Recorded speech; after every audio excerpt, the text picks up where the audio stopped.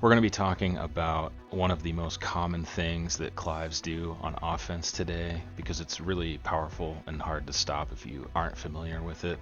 I'm calling this Clive Rush because you'll see. Clive takes a very forward advancing approach, turning into flame. But I just wanted to kind of go over like basic defensive posturing towards this sequence of events and some like ideas for counterplay. I've pre-recorded some things. I'm going to show a generic option here with Fang, and you could apply this to Paul, really any character in the roster. And then I have a couple specific examples I want to show that should really give Clive a hard time that I'll get into a little later in the video. But okay, let's start with option 1, and I'm just going to play these recordings so you see that how I'm dealing with it. So this is his 1 option out of Phoenix. And we're going to armor, and as you can see, it beats it clean there. Theoretically, you can step here, you can step here, you can step here. Okay, good. You can also block and, sorry, I was late, block and punish, right? That's another option. But right now, I'm just focused on that armor, okay? Let's go to option number 2, which is this sword swipe, okay? Again, armor wins. The reason I don't recommend stepping the 1 option, as I showed earlier, is it's not very effective against any of these other Phoenix options, these Clive Rush options, okay? So one more time, the 2 option.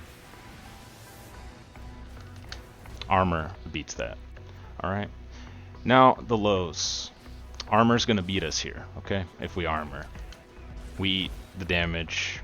But if we low block, we get to combo the Clive for going for that option. So I would recommend low block and armor are our 2 prospective options here.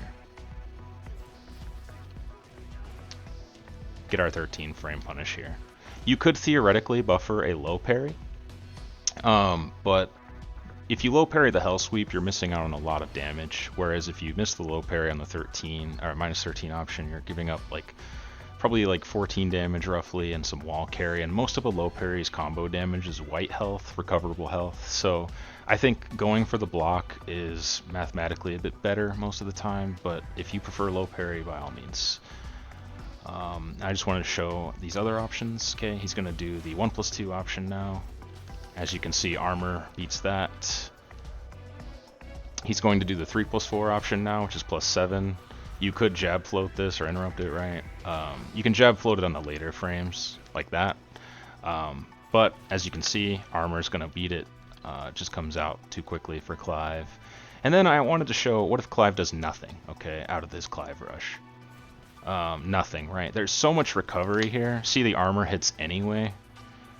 He can't stop and throw you. There's no, like, shenanigans there, okay? So this is a good... I think armor at block low. Like, if you want to make your decision like this, and the reason I bring this up here is because, as you can see in the bottom right, Clive is +6 on this transition. And this is pretty frequently the case. Like, he has a lot of transitions at +6. So we can take that +6 situation or worse for Clive and turn it into, hopefully, our advantage. And I want to highlight that this works on block, not on hit, not every option. Because on hit, Clive is +23 here. So the armor can be blocked if he does nothing. Just the frames are going to change, okay? So we're just covering it on block. Let me pull up another character. Two specific characters, alright? Let's do the 1 option, right? This beats the option I wanted to showcase with Xiaoyu, okay? So the 1 option beats Xiaoyu's back 1, but check what happens with the 2 option. We stuff Clive, alright? What about his lows? We stuff Clive on the Hell Sweep. This low, right? We stuff him. This should be his 1+2 option, right? Yep, the sword swirl. Stuff him. How about the homing high, homing mid that's +7? Yeah, we stuff him. And then what happens if he does nothing? We stuff him. Alright, so that's a really good option that Xiaoyu has into Clive to lean on. And then Yoshimitsu. So moving into Yoshimitsu against Clive, his one option, alright, we can block, we can punish this, right? Nothing cosmic going on. Flash will lose here, but what about his two option? His two option, right? Okay, we can still block and punish, but we can just flash before anything happens, alright? How about his low? Beats it. How about his other low? Not the hell sweep, but the other low, right? Just to like play it out. Yep, flash works.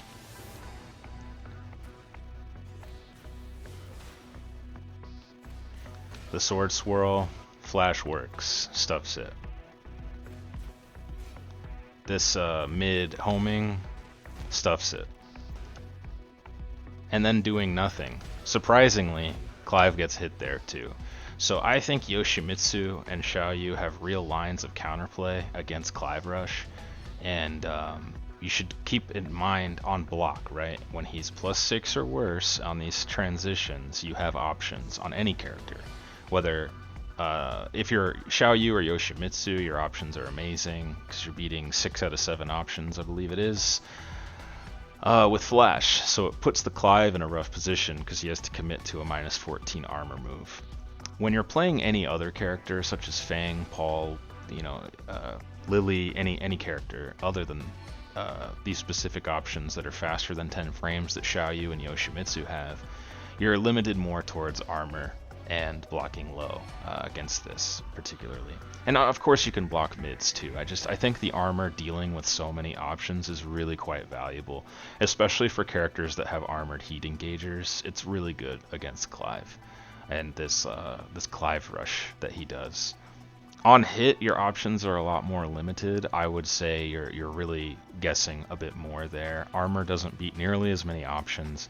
Blocking mid and blocking low and just choosing is better in most scenarios when you're dealing with it on hit.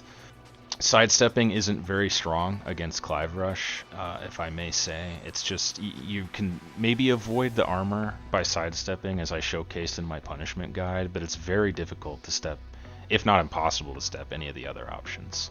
So I wouldn't recommend stepping against it unless you have some hidden tech. I'd love to know. So again, please comment if you find anything like that.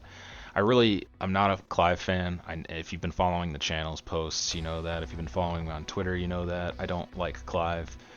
I think he's really powerful. I'm probably going to make a rant video about all the things I think Clive is doing in this game that are above the point of balance.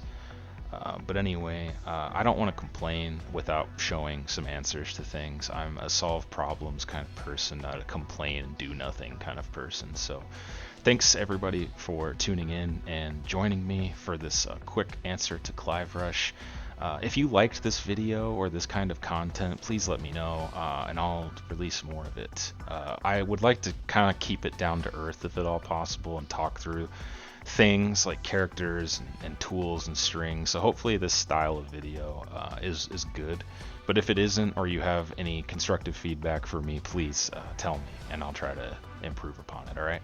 Thanks everybody. Have a wonderful day. I'll see you next time.